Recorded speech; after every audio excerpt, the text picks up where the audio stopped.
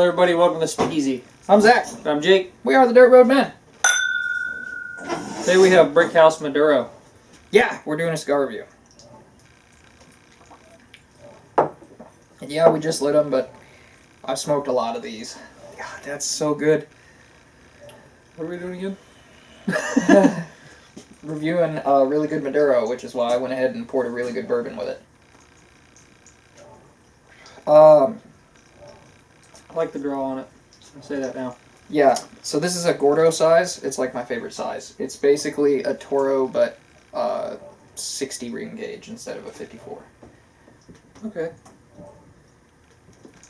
And the ring gauge, if you recall, is in 64ths of an inch.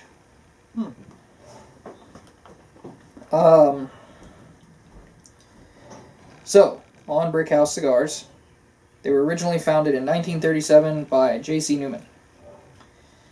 Okay. It was a Cuban cigar, and of course, you know, communism. He supposedly named it after his home in Hungary. He lived in a brick house, I guess. Oh. That seems kind of random, but whatever. It died with communism, and then 70 years after its original founding, his sons refounded it, relaunched it, essentially. His sons, Eric and Bobby. Damn it, Bobby. So, they use Nicaraguan filler tobaccos for this, and it says the wrapper is a Havana Subido, which I'm not gonna lie, I've never run into that before. I didn't even understand what you said. Yeah, Havana Subido? Is that what you said? yeah.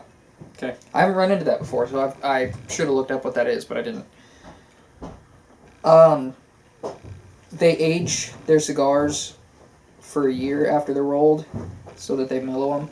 Give them a nice medium, smooth smoke, even though this is Maduro.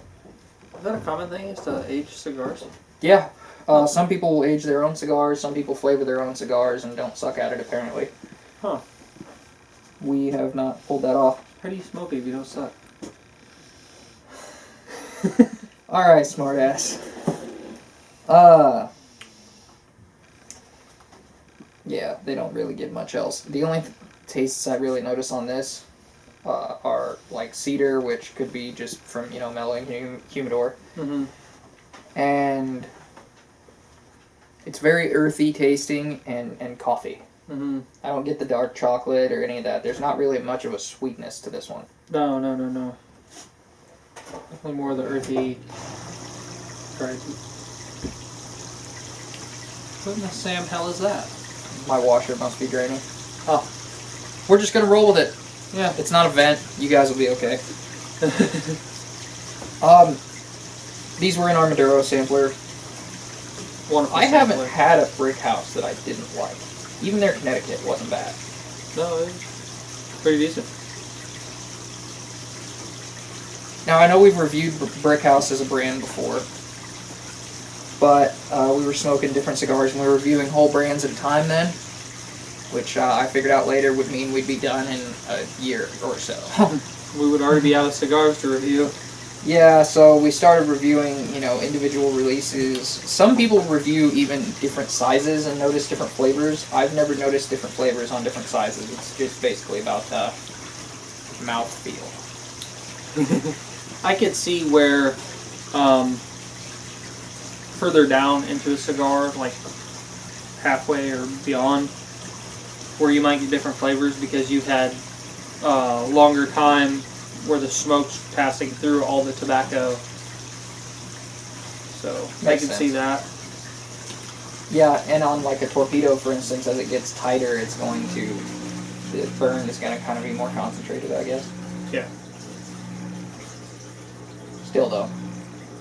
It's probably going to be so subtle your eye wouldn't notice it, but yeah, you might now, but I probably wouldn't. I've never noticed it. I've noticed individual flavor differences between cigars. I've gotten decent at picking out cigar flavors, though not as good as I am at whiskey. And you're better at picking them out with whiskey. I just seem to be better than you at picking them out with cigars. Now, I would give this a solid 9. The Brickhouse Maduro is genuinely one of my favorite cigars to smoke, particularly in this size. It just makes me feel butch as hell to have a cigar that big. Sexual innuendo inserted here. Thank you, Bill. Who? Clinton? Oh. Come on, man. That's like the easiest cigar joke ever.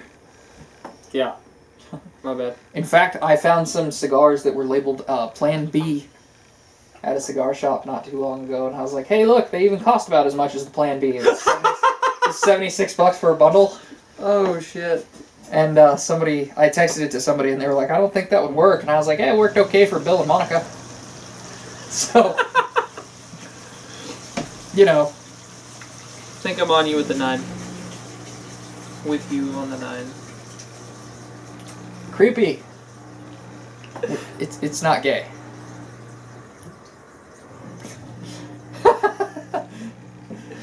Not had enough whiskey today. No, I think this is going to be a relatively short video. There wasn't a lot to talk about with these. I kind of just knocked it out. Should have spaced it out more. Maybe found some cool story, but I couldn't find any real story except that communism kills everything good in the world. In fact, socialism is even so great you can now see it from space because there's like no power in Venezuela. So, yeah, that's... Say no to communism, kids. Yeah. But, hey, whatever. I think that's all we have for this today. Till we see you again, I'm Zach. And I'm Jake. We are the Dirt Road Men. Oh! Before we go, one thing I did notice when you get these down is the flavor gets pretty intense on the last third. I really like it. It stops being so mellow and really punches you. A lot of times I notice that at the beginning of cigars, not at the end. Worth noting. Now we're good. So we see you again, I'm Zach. And I'm Jake. We are the Dirt Road Men.